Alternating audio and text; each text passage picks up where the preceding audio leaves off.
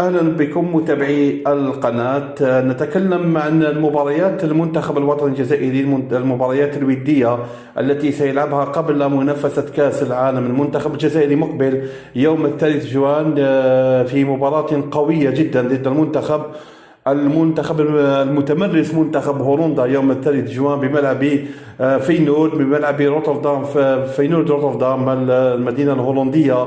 الجزائر ضد هولندا، هذا المنتخب القوي جدا الذي يلعب المنافسة وهو مرشح كالعادة لنيل اللقب. نذكر فقط المنتخب الهولندي سبق ولعب نهائي كأس العالم سنة 1974 وانهزم ضد المنتخب الألماني 2-1، وكذلك بعد ذلك في سنة 1978 انهزم ضد المنتخب الأرجنتين 3-1 في العاصمة بيورس ايرس الأرجنتينية، أين كان بجيل ذهبي يعني فشل في نيل كأس العالم بطريقة غريبة جدا. نذكر جيل 2010 ضد المنتخب إسبانيا وهدف إنيستا في جنوب إفريقيا، وكذلك مونديال سنة 1998 في مباراة نصف النهائية ضد المنتخب السامبا منتخب البرازيل، وخرجت الطواحين الهولندية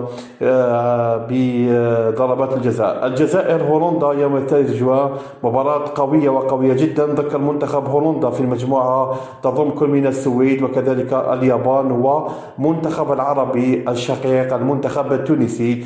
الجزائر تلعب من أجل الدخول في غمار المنافسة واختبار رائع جدا منتخب هولندا بنجومه الذين يلعبون في أقوى البطولات الأوروبية. بعد ذلك ب7 أيام المنتخب الوطني الجزائري يطير إلى الولايات المتحدة، بالضبط إلى مدينة ولاية ميدزوري، أين يلعب في كانساس سيتي الأمريكية في الولايات المتحدة الأمريكية مباراة أخرى ضد المنتخب البوليفي الذي فشل في التأهل إلى كأس العالم. إذن الجزائر ضد هولندا يوم 3 جوان، وكذلك بعد ذلك في 10 جوان ضد المنتخب البوليفي. حظ موفق للمنتخب الجزائري في الاستحقاق العالمي الكبير جدا. سنتكلم عن كل ذلك في قناتنا، في قناة باجا سبور.